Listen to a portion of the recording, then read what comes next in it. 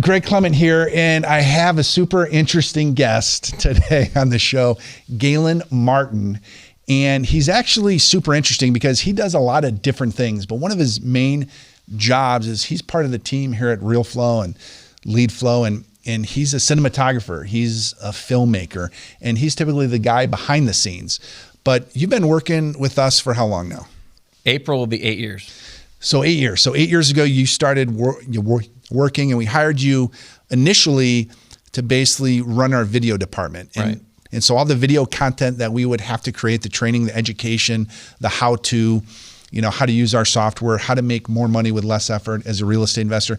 You were the guy behind the scenes, right? And from day one, right, when you press record, we'd create a certain amount of content, right, each day or each week.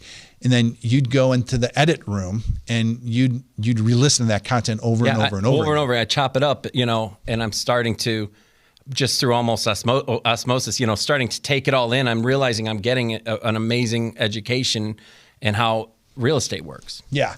And that is interesting because you weren't like, we were paying you to edit the footage, but you were learning from some of the country's best investors. For sure. In all asset classes, in wholesaling and rehabbing and commercial and apartments. So I really wanted to just talk about you today because you're an interesting case study because you're a product of the product. 100%. And like you've learned this, but you've also applied it. Like they say knowledge is power, but really applied knowledge is power. It's not just the wisdom. You have to apply the wisdom. You have to take action. Well, I always felt like I had a huge advantage because I befriended a lot of those investors, including yourself. So a major problem comes up, a big roadblock comes up, and my solution was just a phone call away. Yeah. So that was an incredible advantage. But I will say just the education that I got from making those videos gave me the foundation to know I could do it. Mm-hmm. But it didn't stop. But I still had to take that leap. Yeah. Be willing to go into my first real estate deal. Yeah.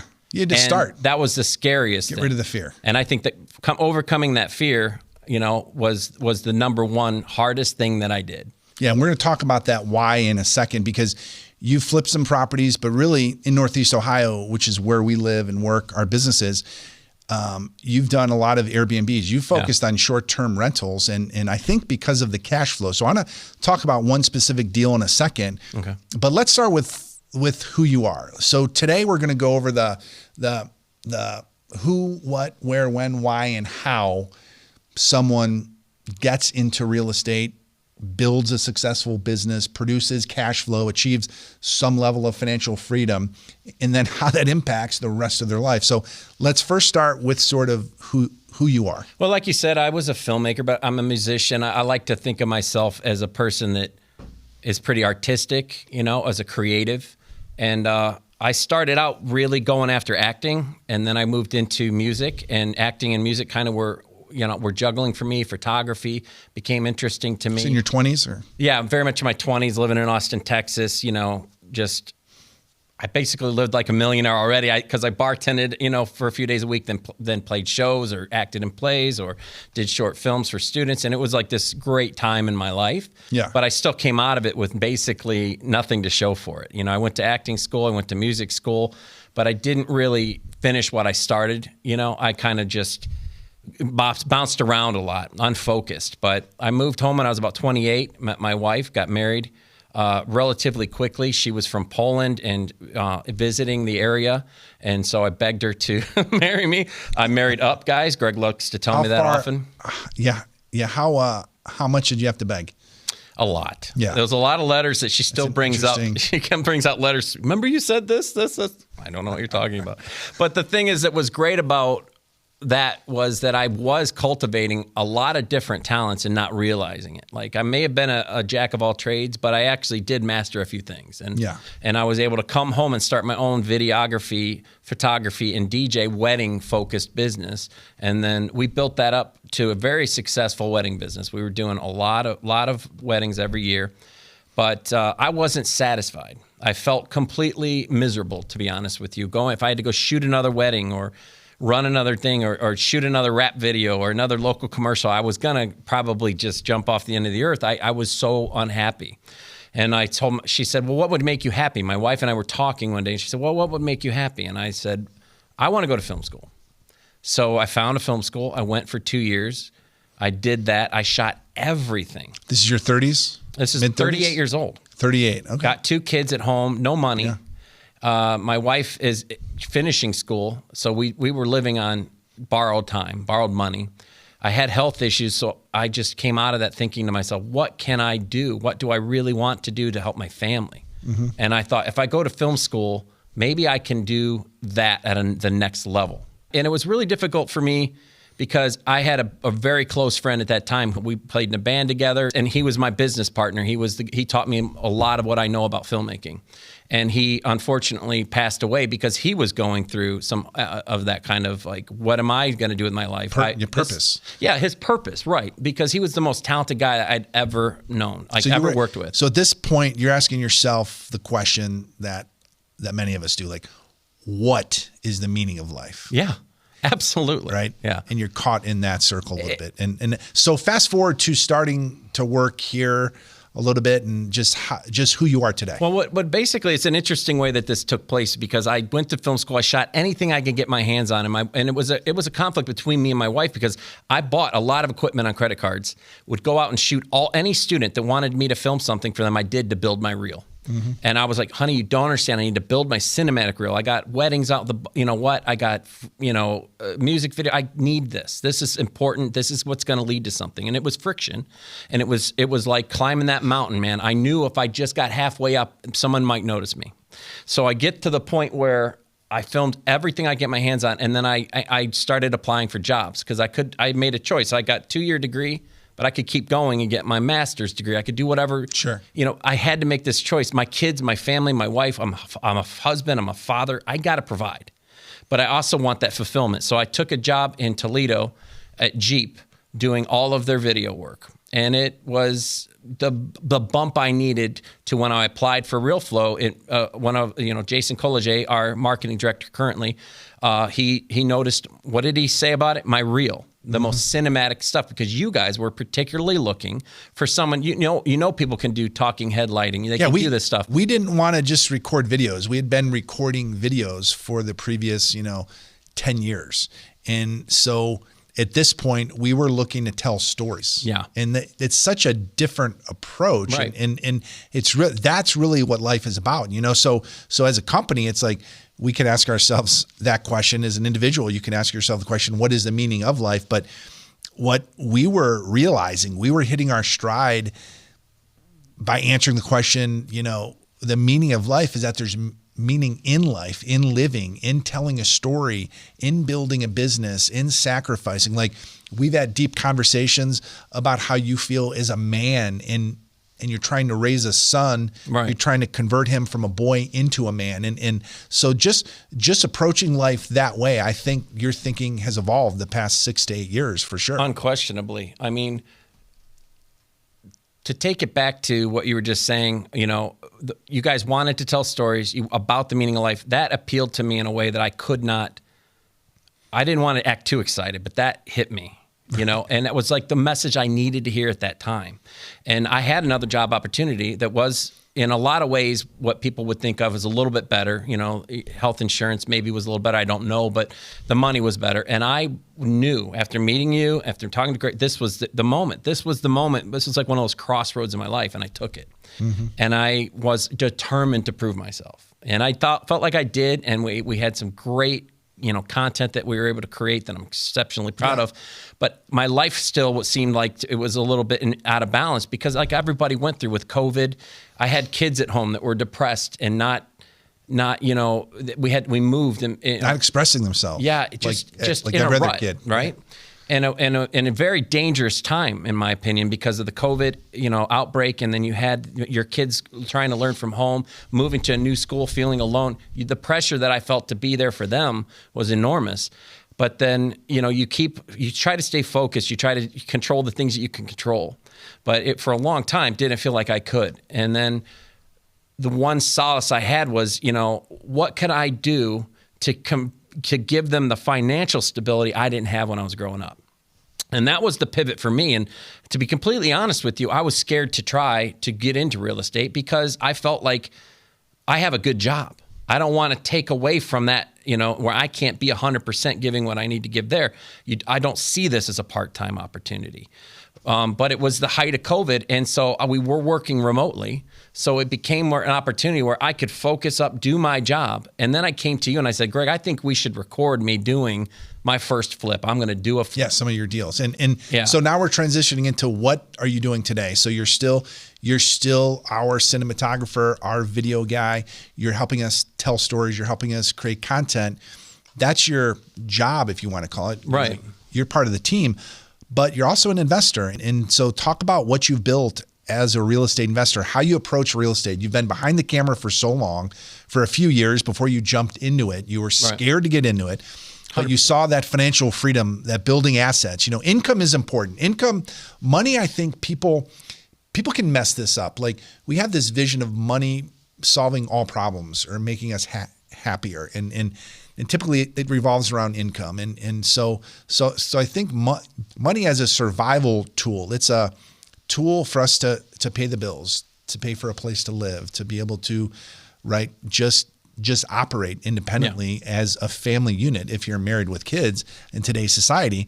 And then I think we have this vision of money. The next level is happiness. Like money will give us happiness.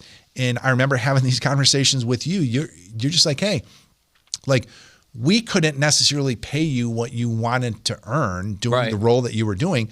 So we talked about this and I gave you sort of my blessing. 100%. Jump into real estate. Like not just your blessing, what we're doing, but encouragement. Yeah. Go do this. And this is the one thing, my wife was just saying this at dinner a couple of days ago when I was telling her, how we had some sort of discussion about finance. And I don't even remember exactly the context, but she was like, that's amazing that Greg would be like, yes, Galen, go do that.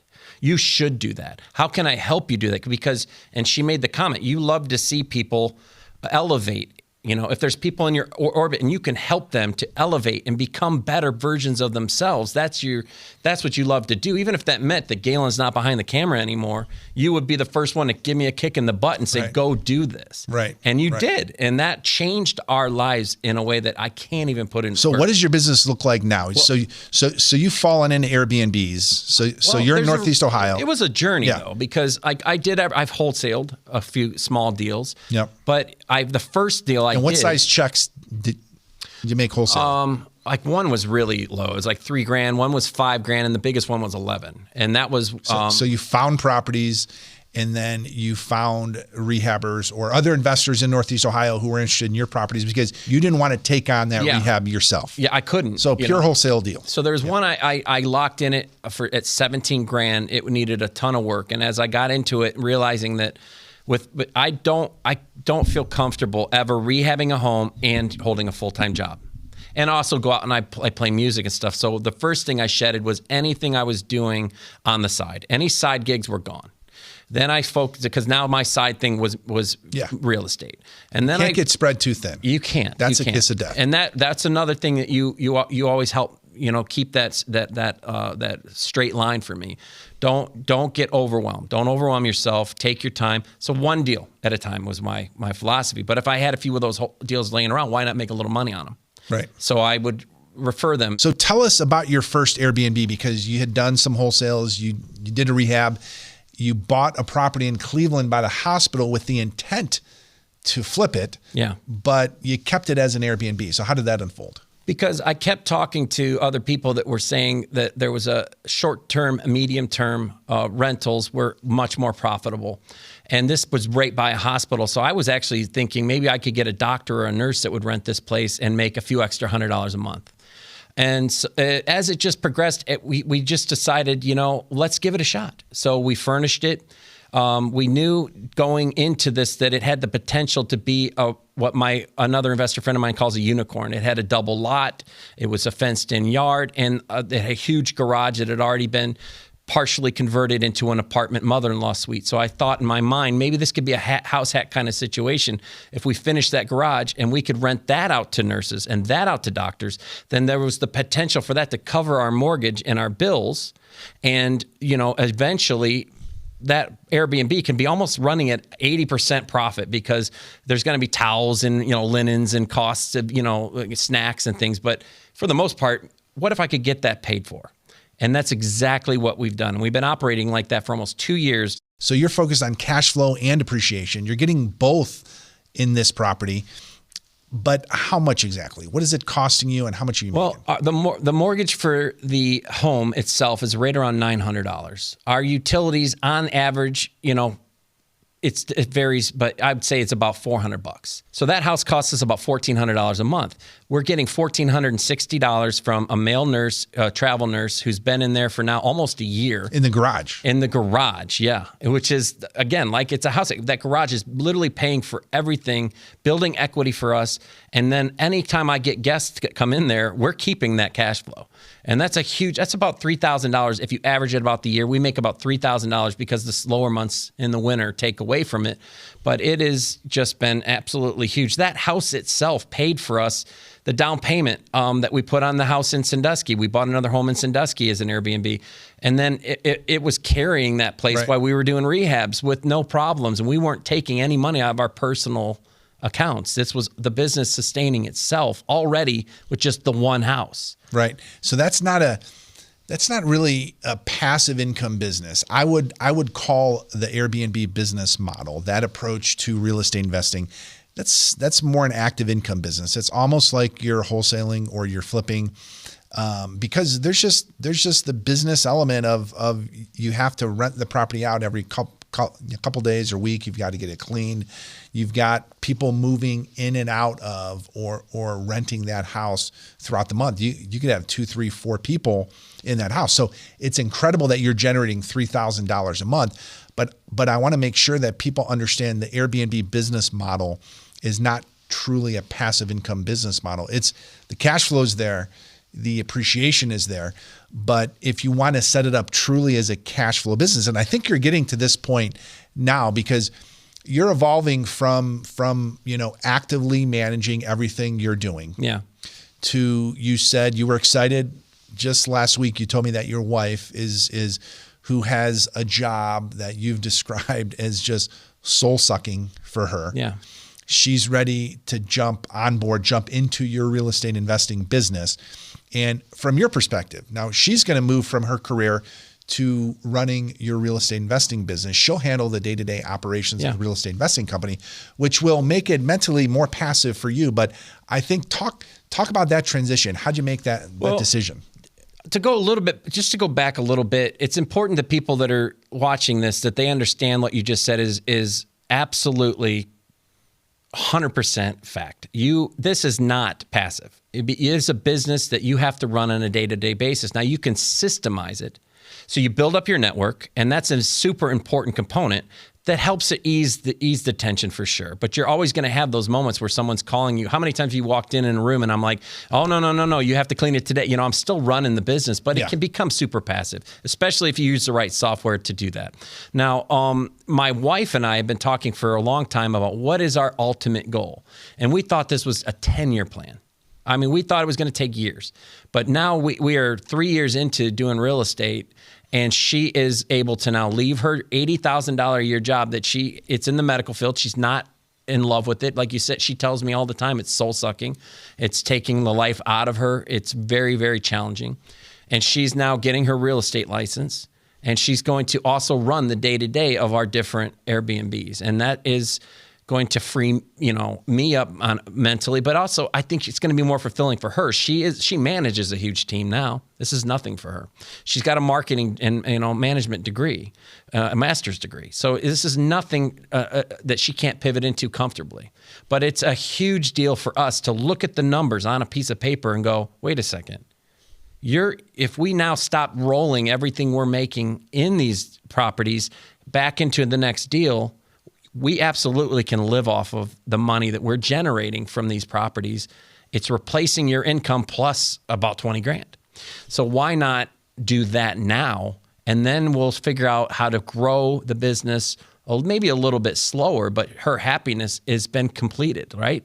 Isn't that the ultimate goal? Like to find that freedom that she's now finding where she doesn't have to get up in the morning and drive an hour to work. She can take her kids to do stuff. She can spend more time with the kids, more time at home. It was a huge moment for us. Huge moment for us. And I think, Galen, you're making another transition in life that I see from the outside looking in. You've reached some level of financial freedom, and you might not think you've arrived yet, or you're at the destination, which may be accurate, but you've built an asset that's producing cash flow, that's allowing your wife to quit her job and your net worth to increase year after year after year. And the money in your bank account just getting bigger and bigger and bigger. So your income is going up, your assets are going up, you're finding purpose in providing that product to the community. But now I see a transition, and you've always been a big relationship guy. You've always been the dad who really wants to help your kids become who they were destined to be, right? And just that self-image. How can I build up that self-image, that self-confidence in my kids to really help them blossom? And if like looking at your marriage, it's almost you're envisioning yourself as the gardener and your wife as the flower. And hey, how can I take care of her? How can I help her become who she wants to be? Health. You're getting very serious about health. So why is it important now that you've reached some level of financial freedom? Why is it important for you to try to achieve more freedom in those other areas of your life? Well, I think it's a quality of life thing for sure. But it's reclaiming time, because that's the one finite asset that we all really don't have as much control over as what we want, right? Probably none. And so for me, it's like, how do I what do I want to accomplish now with the rest of the years that I have? And we don't know what those are. And so for me, financial freedom was the first step. That's the thing that's going to give me more options later. And then working together with people like yourself, who have the artistic vision that fulfills that side of what I want to do with my life was a huge, important component. But the one thing that was never quite right for me was my health. I've had a lot of issues. We could talk about it if you want, but I already had a bad back. I already had some health issues. I wasn't the healthiest eater. And then I had an accident when we went on a trip. I fell out of a Jeep and I broke my clavicle. I separated my shoulder. I had 2 herniated discs in my neck and, a concussion. And I'm still dealing with the after effects of that. And I realized really just from conversations that you and I were having that it's not just about medicine and what doctors can do for you. There's always going to be a limit to that. But I started, per your advice, researching my diet. How can I eat better?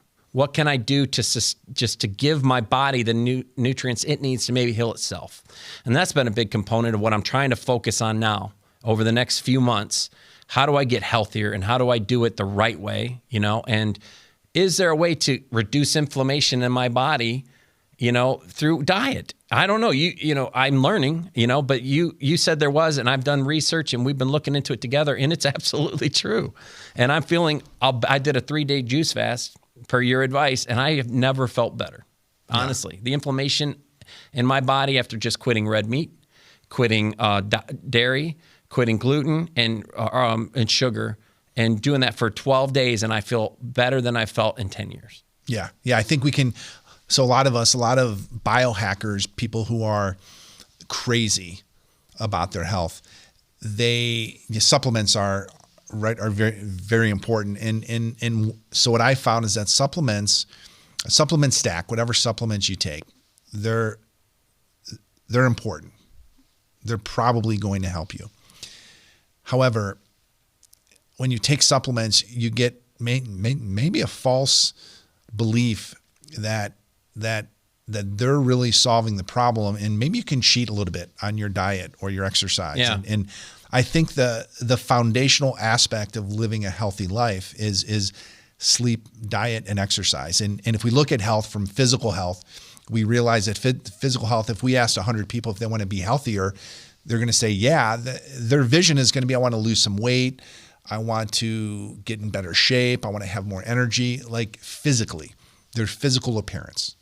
And if we go 1 or 2 levels deeper, it's mental health. I think it all stems from our mental health. So if we're strong mentally, then we have an opportunity to be very strong physically. And that connector in between there is what we call environmental health. And it's everything that connects it. It's optimizing where you work.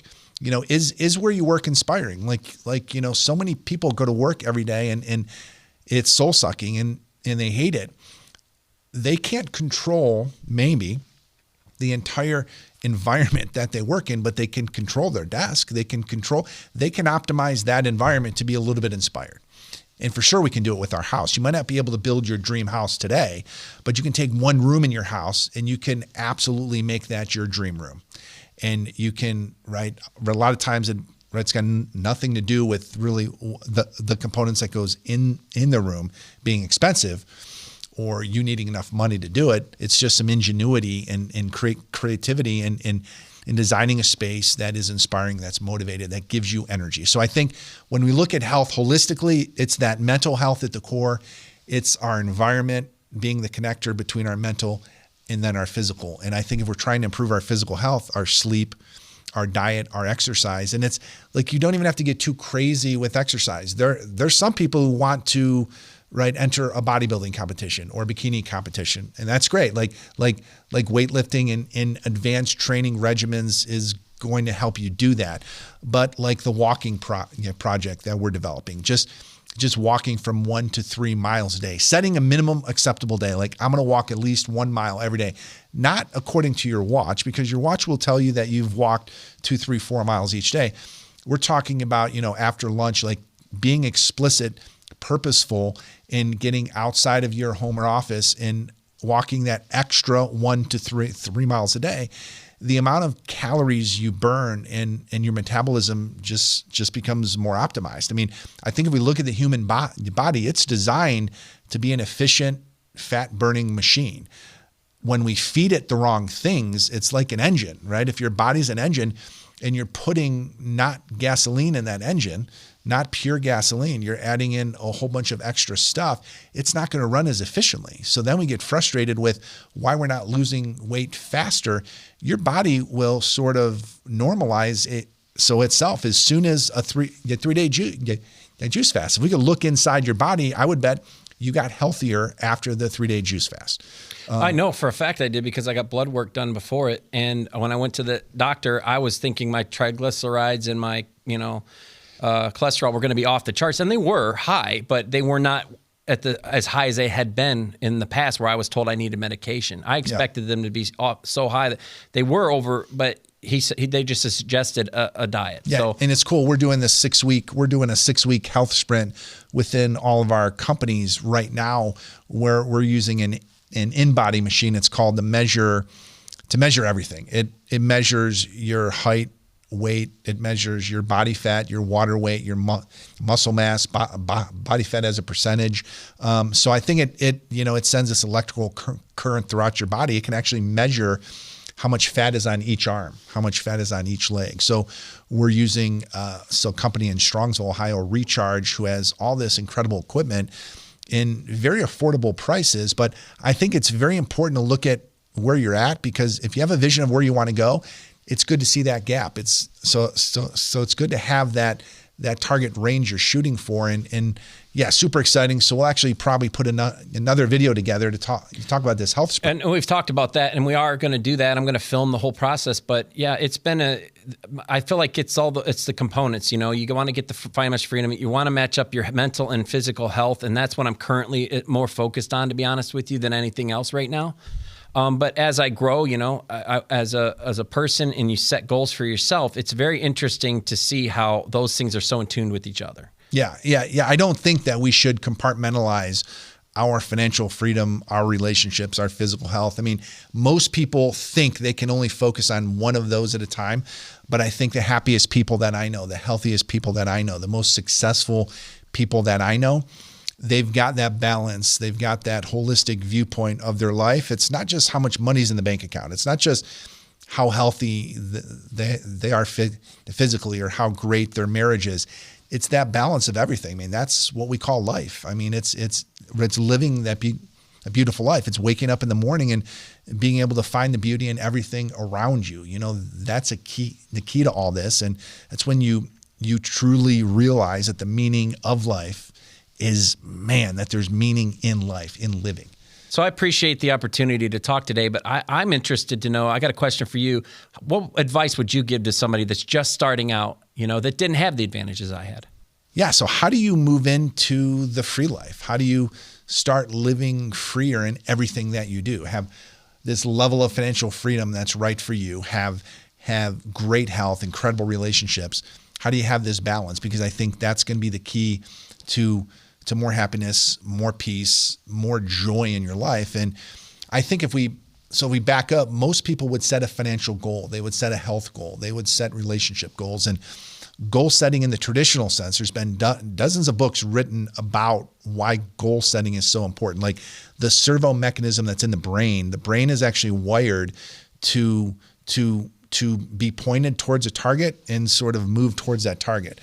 But I think typically when we set a weight loss goal, we're picking a number. And you might weigh 240 right now and your goal might be 210. And we pick that number. I believe in ranges. I believe that we should set a target weight range of 210 to 220 because what that allows us to do is actually live inside of that target, right? We can't, if we achieve that goal of weight loss and we arrive at 210, that doesn't mean that we're always going to be at 210. Chances are we're going to feel great about reaching the goal.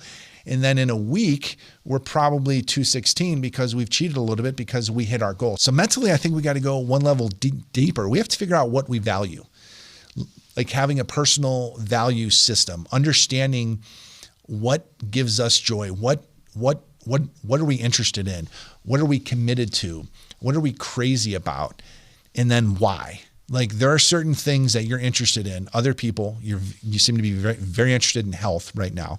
And I believe you moved from interested to committed because you're taking action. We could be interested in many things, but interested people never really do anything. So I think you have to have some level of commitment. And then I've been committed to many parts of my life, like my health. I've been committed. And I've seen people who are absolutely crazy about their health, right? If you look at the carnivore diet, that's a crazy diet. Only a very small percentage of people walking the planet will be able to have the mental fortitude to just continue with that diet long term. But there are a certain percentage of people that could do it. So if you look at your life as this holistic sort of framework, you got to decide where you're going to spend your time and your energy. And you got to move from interest to at least commitment to really make an impact. And I think if you get in touch with what you value first, it's so much easier to set a goal or to set a target range in all of these key areas. So I think that's really how you do it. So super interesting that what you're saying, and that I couldn't agree. Like I am a product of the product, and I'm very actually proud of that. Like coming to work here 8 years ago was the best decision I ever made because of where I'm at right now. I can't even imagine where I would be if I hadn't. I think it's super interesting though, that point that you made, that it's commit. That's the difference between those people that when people ask me now, and I get asked all the time, how do I get into this by contractors or younger guys that are working on my sites? I want to do what you do. I want to be a real estate investor. How do I do it? You have to make that decision. You have to commit. I'm doing it. That is what I'm doing. I want to be healthy. It's the same thing across all the spectrums that you're talking about. Yeah, you remove doubt and fear and uncertainty. I mean, you're crossing a threshold. We can be interested in many things. Many people are interested in being financially successful. Far less are actually committed to achieving it. So I think you have to cross that line. You have to realize, and for me, it's just the realization that there are these different levels of commitment. Like I know what I'm not interested in, and it's easy for me to stay away from things I'm not interested in. But I'm interested in a lot of things. I'm a creative guy, and I can get excited pretty quickly about a subject, and I can be interested in it. That means, though, that time and energy I spend on that subject is less time I have for the things that truly matter. So I'm very selective with what I choose to move from interest to commitment, and then even more selective with what I choose to be crazy about. And I think that's made all the difference in the world. Now, fear, the reason that people aren't willing to go from interested to commitment is the roadblock of fear. I find it super interesting. And can you just talk about that a little bit? Like how that hurdle that most people can't get over, that is for me the thing that almost kept me and my wife from doing our first flip.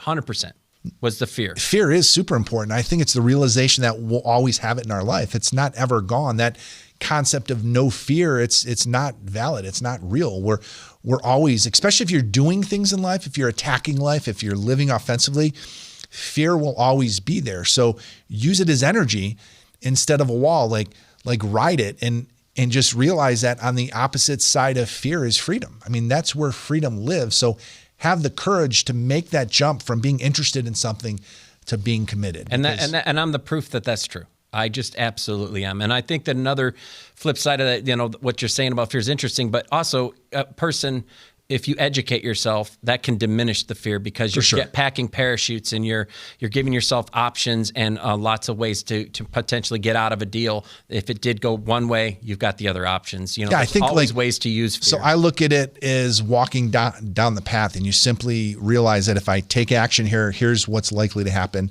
And if I don't, here's what's likely to happen. So it's this future version of yourself. You're just playing the movie in your head a little bit, and you often realize that fear isn't what it's cracked up to be. It's not it's not this big bad boogeyman. It's just this thing that, if used properly, can actually move you faster towards your goals and towards your freedom. You said to me one time, and it's proven to me to be 100% true, is I now embrace fear. Yeah. I wake up in the morning and I'm okay with it, and it's around me, and I give it a big hug. And I'm paraphrasing, but it is absolutely something that kept me getting out of bed in the morning when I didn't want to go and work on the flip or paint a wall or do something on my weekends. I did it. So yeah, Galen, I think one of the beautiful things about this conversation today is it opens the door for a few more dialogues where we're going back and forth on fear, and super excited to see where you end up on this 6-week health sprint. So for now, we're going to sign off, and we hope to see you on the other side.